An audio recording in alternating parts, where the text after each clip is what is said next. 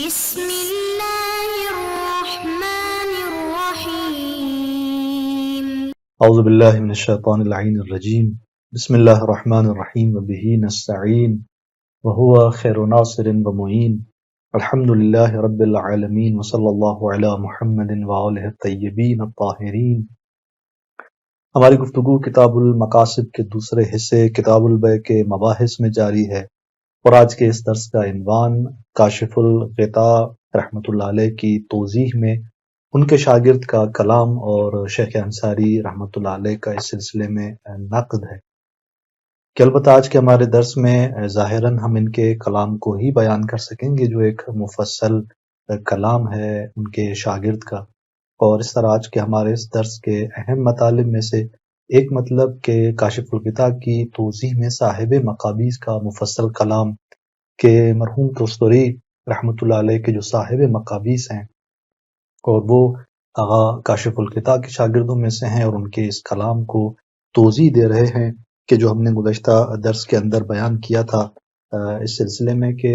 انہوں نے آغا کاشف الغطاء نے کہا کہ عقد صبی ویسے تو اصالتاً و وکالتاً صحیح نہیں ہے، لیکن اباحے کے عنوان سے کہا کہ یہ اباحہ ثابت ہے ممیزین کے معاملات میں، اور ان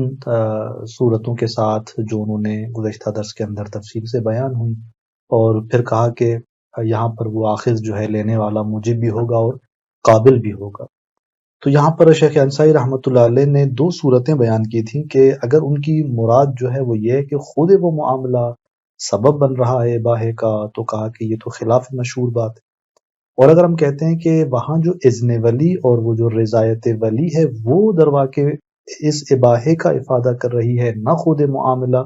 تو یہاں پر آغا نے کہا کہ اس سلسلے میں جو توضیحات صاحب مقابیس رکھتے ہیں ان کو ہم بیان کرتے ہیں تاکہ ان کا کلام ہمارے لیے روشن ہو سکے۔ تو اس طرح وہاں پر ان کے کلام میں جو شرائط بیان ہوں گے، کاشف الغطاء کے کلام کی تصحیح کی جو وجہ بیان ہوگی وہ آج کے اس درس کے اندر ہم بیان کرتے ہیں۔ تو چلتے ہیں اپنے پہلے اس عنوان کی طرف کہ صاحب مقابیس جو ہیں وہ کس طرح سے تصحیح فرما رہے ہیں آغا شیخ انصاری رحمۃ اللہ علیہ کے بیان کے مطابق۔ جو کلمات صاحب مقابیس کے ہیں یہاں پر فرماتے ہیں کہ انہ لما کان بناء المعاطات علی حصول المراوات کیف اتفق، فرماتے ہیں کہ یہاں پر جب ہم اس مطلب کو دیکھتے ہیں، البتہ یہاں پر اس صاحب مقابیس چند چیزیں چند شرائط جو ہیں وہ بیان کرتے ہیں کہ ان شرائط کے تناظر میں یہ جو سبی کا مسئلہ ہے اس کی صحت روشن ہو جاتی ہے۔ تو اس سلسلے میں آپ فرماتے ہیں کہ لما کان بناء المعاطات علی حصول المراوات، پہلی بات کہ جب معاطات کا جو بنا ہے وہ اس بات پر ہے کہ مرازات حاصل ہو، یعنی وہ جو معاملہ انجام دے رہے ہیں، معاطات انجام دے رہے ہیں، ان کی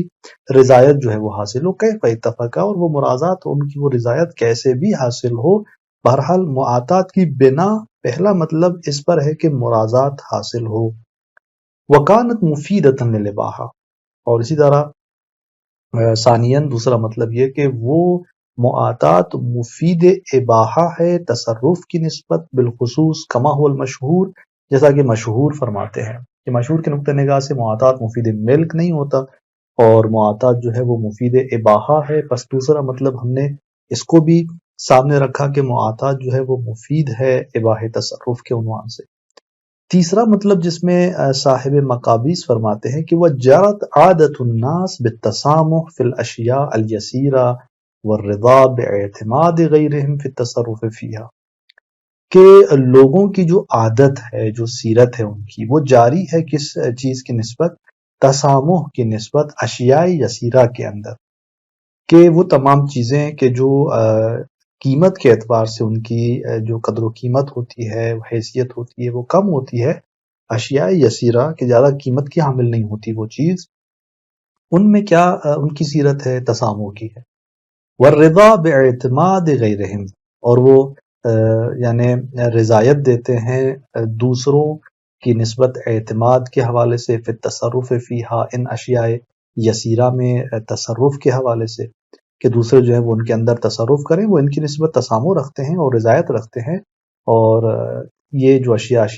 یسیرہ ہوتی ہیں۔ تو بس یہ تیسرا مطلب کہ لوگوں کی عادت جو ہے وہ کس پر ہے؟ تسامح کی نسبت ہے، یعنی اشیاء یسیرہ میں تسامح پر جاری ہے، رضایت دیتے ہیں، یعنی ان کی جو عادت ہے وہ رضایت پر ہے دوسروں کے نسبت اعتماد کی، کہ البتہ جو ہے یہ جو رضا باعتماد غیرہم جو ہے اس بنیاد پر علی الامارات المفیدۃ للظن بالرضا فی المعاوضات، اور اسی طرح مثلا وہ جو ہے رضایت رکھتے ہیں کہ دوسرے اس کے اندر تصرف کریں، البتہ رضایت کو احراز کرتے ہوئے، الامارات المفیدۃ للظن بالرضا، ان امارات پہ اعتماد کرتے ہوئے کہ جو مفید ظن ہے رضا کی نسبت معاملات میں، یعنی لوگ جو ہیں وہ اس طرح تسامح رکھتے ہیں اور وہ رضایت رکھتے ہیں کہ دوسرے جو ہیں وہ اعتماد کریں ان اشیاء یسیرہ میں تصرف کے لیے، ان امارات پر کہ جو مفید ہیں، کہ رضایت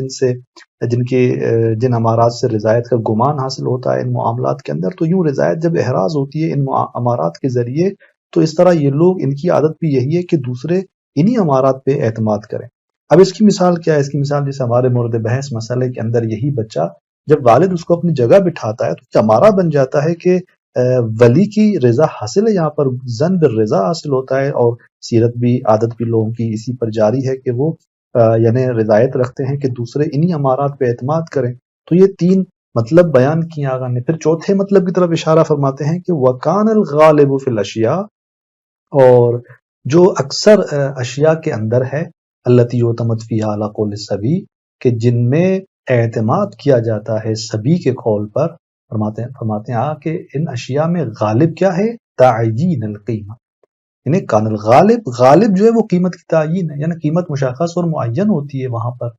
اور اگر کوئی اختلاف بھی ہوتا ہے تو اب الاختلاف الذی یتسامح به فی العادہ، اختلاف بھی اگر ہوتا ہے قیمت کا، یعنی بچہ اگر کوئی قیمت بیان کر رہا ہوتا ہے، پیچھے اگر واقعی میں اس کی قیمت تھوڑی بہت اوپر نیچے ہوتی ہے، تو یہ اختلاف قیمت کے اندر اتنا ہوتا ہے کہ وہ عادتاً قابل تسامح ہوتا ہے، یعنی اتنا بڑا اختلاف نہیں ہوتا کہ جس کی نسبت تسامح نہ کیا جا سکے۔ اب صاحب مقابیس فرماتے ہیں کہ ان چار نقطوں کو آپ نظر میں رکھیں، لمحہ کا جواب دیتے ہیں ابھی، کہ جب بنا یہ ہے کہ معاطات مرازات کے حصول پر ہے، معاطات مفید اباحہ ہے، لوگوں کی عادت جو ہے وہ تسامح کی نسبت ہے اشیاء یسیرہ میں، وہ رضایت دیتے ہیں کہ دوسرے لوگ امارات مفید ظن نسبت بالرضا پہ اعتماد کریں، اور غالباً بچوں کے اس طرح کے یعنی اس پر قول پر بھی جو ہے وہ اعتماد ہوتا ہے، یعنی معمولاً کیوں؟ اس لیے کہ وہاں پر قیمت غالباً مشخص اور معین ہوتی ہے، اور بچہ اگر وہ کہتا ہے کسی قیمت یہ ہے تو اس پہ اعتماد کیا جاتا ہے غالباً، اور تو اختلاف جو اگر ہوتا ہے تو قابل تسامح ہے۔ تو اس طرح آپ فرماتے ہیں کہ جب یوں بنا ہے فَلِأَجْلِ ذَلِكَ صَحَّ الْقَوْلُ بِالْاعْتِمَادِ عَلَى مَا يَصْدُرُ مِنَ الصَّبِيِّ، تو پھر اسی وجہ سے درست ہے قول بالاعتماد، کہ ہم قائل ہو جائیں اعتماد کی نسبت کس پر؟ عَلَى مَا يَصْدُرُ مِنَ الصَّبِيِّ، یعنی ہم صحیح جانیں اس چیز کو جو صبی سے صادر ہو رہی ہے، من صورت البیع والشراء، کہ جو بیع اور شراء کی صورت ہے، مع شروط المذکورہ، ان شروط کے ساتھ جو پر بیان ہوئے۔ ان چار چیزوں کا آپ نظر میں رکھیں، ان چار شرائط کے ساتھ آغا فرماتے ہیں کہ اب اگر صبی سے بیع شراء صادر ہو رہی ہے تو ہمیں اس کے اس صادر ہونے والے فعل پہ اعتماد کرنا جو ہے وہ کیا ہے؟ صحیح ہے۔ اور پھر فرماتے ہیں کہ کما یعتمد علیہ فی الاذن فی دخول الدار وفی ایصال الہدیۃ اذا ظہرت امارات الصدق، جیسا کہ وہ دو مثالیں پہلے بھی ہم کہہ چکے تھے کہ یعنی یہاں پر لوگ نسبتاً تسامح رکھتے ہیں، اس کے اندر فقہا اس کو صحیح جانتے ہیں۔ کما یعتمد علیہ فی الاذن، جیسا کہ سبھی پہ اعتماد کیا جاتا ہے کہاں پر؟ فی الاذن فی دخول الدار، یعنی گھر میں داخل ہونے کے سلسلے میں اس کا اذن دینا، اس کو جو دروازے پہ آیا ہوا ہے۔ اور اسی طرح فی ایصال الہدیہ، اسی بچے پہ اعتماد کیا جاتا ہے کہاں پر؟ جب ہدیہ پہنچانا ہوتا ہے، یعنی جہاں دو شخصوں کے درمیان یہ ہدیہ واقع ہوا، ایک نے دوسرے کو ہدیہ دیا، اب وہ جو مہدی ہے وہ ہدیہ دینے والا اس بچے کو دیتا ہے تاکہ یہ وہاں تک پہنچائے جس کو ہدیہ دیا جا رہا ہے، تو یہ ہدیے کے ایصال میں اعتماد کیا جاتا ہے اس بچے پر۔ اذا ظہرت امارات الصدق، جب صدق کے اور اس کے جو ہے امارات کیا ہوں؟ صادق ہوں، یعنی ظاہر ہوں وہاں پر۔ تو آقا فرماتے ہیں کہ جس طرح اس کے اندر اعتماد کیا جاتا ہے، اس طرح بیع و شراء کے اندر بھی اس بچے کے قول کو صحیح ہم جانیں گے۔ پھر ایک قدم آگے بڑھتے ہیں، بل ما ذکرنا اولا بالجواز من الہدیۃ من وجوہ،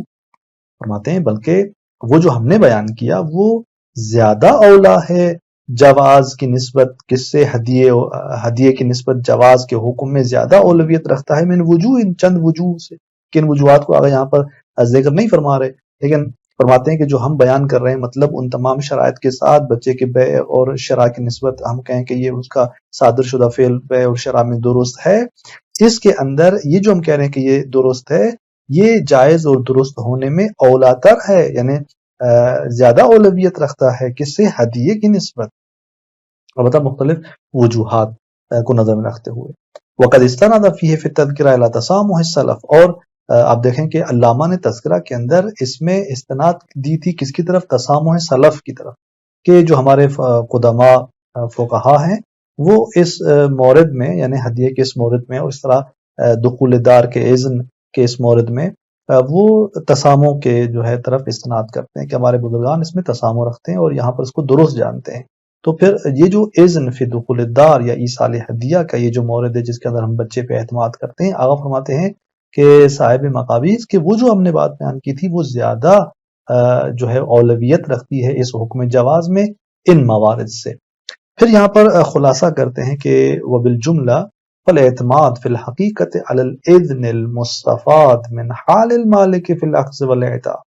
کہ اعتماد جو ہے اس حقیقت میں اذن پر، کون سا اذن؟ کہ جو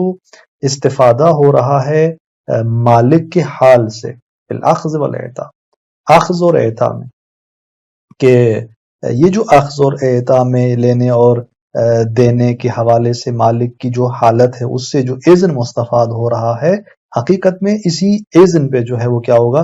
اعتماد ہوگا، یعنی یہ اذن پہ اعتماد جو ہے وہ درست ہے کہ ہم اس اذن پہ اعتماد کریں کہ جو مالک کی اس حالت سے روشن ہے۔ مالک نے، ولی نے جب بچے کو اپنی جگہ بٹھایا ہے اس کام کے لیے تو اس مالک کی اس حالت سے کیا مستفاد ہے؟ اذن اور اس کی رضایت اس چیز کی طرف۔ تو حقیقت میں آپ فرماتے ہیں کہ ہمیں اعتماد کرنا ہوگا اسی اذن پر، اور بنا علی ما هو الغالب من کونہ صحیح التصرف، اس کے ساتھ کہ بنا اس بات پر ہے کہ غالب جو ہے وہ کیا ہے؟ اس صبی کا صحیح تصرف ہونا، یعنی یہ صبی جو ہے یہ صحیح تصرف ہے، یعنی غالباً صبی جو ہے وہ اپنے ولی کی اذن سے اقدام کرتا ہے اس معاملے کی نسبت، لہٰذا اس کا یہ معاملہ کیا ہے؟ صحیح تصرف ہے، چونکہ ولی کی اجازت موجود ہے، اور غالباً ایسا ہوتا ہے۔ لا علی قول الصبی و معاملتہ من حیث انہ کذالک، بنا اس پر ہے کہ غالب یہ ہے کہ اس کا فعل اور وہ جو ہے صحیح تصرف ہے، نہ خود اس صبی کے قول پر بنا رکھتے ہوئے، اس کے معاملے پر بنا رکھتے ہوئے اس حیث سے کہ انہ کذالک، کہ یہ اس صبی کا قول یا اس صبی کا معاملہ ہے، نہیں، فرماتے ہیں کہ پس اعتماد حقیقت میں اس اذن پر جو مالک کے حال سے روشن ہے اسی پر ہے، اور وہ بھی بنا اس پر رکھتے ہوئے کہ غالب کیا ہے؟ صبی کا یہ فعل صحیح تصرف ہے، اور وہ اسی توضیحات کے ساتھ جو ہم نے بیان کی، نہ اس عنوان سے کہ صبی کا یہ معاملہ ہے بے عنوان معاملہ صبی، نہیں۔ اور فرماتے ہیں کہ وَكَثِيرًا مَا يَعْتَمِدْ النَّاسَ عَلَى الْإِذْنِ الْمُسْتَفَادِ، کہ اکثر مواقع میں زیادہ تر جو ہے لوگ اعتماد کرتے ہیں اس اذن پر کہ جو مستفاد ہوتا ہے، جو حاصل ہوتا ہے اسی مالک کے حال سے، من غیر وجود ذی ید اصلا، یعنی بغیر کسی ذی ید کے وجود کے اصلا، یعنی بالکل وہاں پہ کوئی ایسا کہ جو صاحب ید ہو وجود ہی نہیں رکھتا، اذن ہوتا ہے جو مستفاد ہوتا ہے، مع شہادت الحال بذالک، اس کے ساتھ کہ حال اس کی گواہی دے رہا ہوتا ہے، شہادت دے رہا ہوتا ہے، یعنی جو حالت ہوتی ہے وہ اسی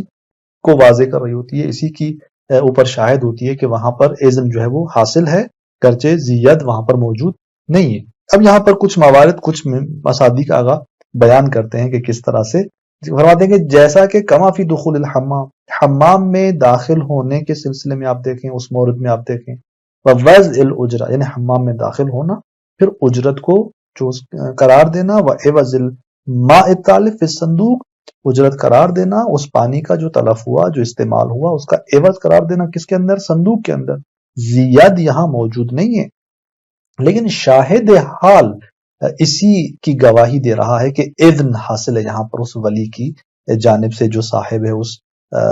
حمام کا۔ ایک اور مثال دیتے ہیں کہ وَكَمَا فِي أَخْذِ الْخُضَرِ الْمَوْضُوعَةِ لِلْبَيْعِ، جیسا کہ مثلا سبزیوں کو لینا جو رکھی گئی ہیں بیع کے لیے، وَشُرْبِ مَاءِ السَّقَاقِينَ، اور اس طرح مثلا ماء سقاکین جو ہے کہ جو پانی پلاتے ہیں ان کے پانی کو جو ہے وہ استعمال کرنا پینا، ووضع قیمت المتعارفت فی الموضع المعد لها، اس طرح قیمت کو رکھنا کہ جو قیمت متعارف ہے اسی جگہ پہ جو اس کے لیے بنائی گئی ہے، اس کے لیے قرار دی گئی ہے، اور اس کے لیے ہم منتظر نہیں رہتے کہ وہ سقا آ جائے یا مثلا وہ جو سبزی فروش ہے وہ آ جائے، نہیں، زیت کے عدم وجود کی صورت میں یہ چیزیں انجام دے رہے ہوتے ہیں ہم۔ اور پھر فرماتے ہیں کہ یہ دو مثالیں جو ہم نے آگے دی، فرماتے ہیں کہ اس کے علاوہ وغیر ذالک من الامور التي جرت العادت بها، اس کے علاوہ بہت سارے اور امور ہیں کہ عادت جن کی نسبت جاری ہے، کما یعتمد علی مثل ذالک فی غیر المعاوضات، فرماتے ہیں کہ جیسا کہ اس کے اسی اعتماد کرتے ہیں بہت سارے یہی لوگ جو ہے وہ اسی طرح کے موارد پر، یعنی دوسرے جو کہ غیر معاوضات، یعنی معاوضات کے علاوہ کے جو دیگر موارد ہیں تصرفات کے انواع میں سے، وہاں پر بھی اس طرح اعتماد کیا جاتا ہے اس طرح کے موارد پر۔ تو یہ ایک کلام جو تھا صاحب مقابیس کا ہے کہ ابھی آگے بھی اس کا ایک کچھ کلام موجود ہے جس کو ہم اگلے درس کے اندر بیان کرتے ہیں، اس کے اندر تھوڑی سی توضیح ہے۔ تو یہاں تک جو بات سامنے آئی، کچھ شرائط کے تحت صاحب مقابیس کہتے ہیں کہ بچے کا وہ جو فعل ہے بیع و شراء کے سلسلے میں اشیاء اس یسیرہ کے اندر مشکل نہیں رکھتا اور صحیح ہے، بلکہ اولویت رکھتا ہے زیادہ ان دو مورد سے کہ جہاں پر سلف نے، قدماء نے جو ہے وہ تسامح کیا ہوا ہے، ایصال ہدیے جیسے موارد میں یا اذن فی الدخول جیسے موارد میں۔ تو اس طرح یہاں تک ایک مطلب واضح ہوا کہ عقد صبی جو ہے اس کا فعل صحیح ہے، اور وہ بھی اعتماد کرتے ہوئے اس ایزن پہ کہ جو ہمیں حاصل ہوتا ہے یہاں پر شاہد حال سے۔ انشاءاللہ اگلے درس کے اندر ایک مختصر تکملہ ہے اس کا صاحب مقابیس کے کلام کا، وہ بیان کرتے ہیں اور پھر ہم داخل ہوں گے شیخ انصاری کے تبصرے کی طرف۔ السلام علیکم ورحمۃ اللہ وبرکاتہ۔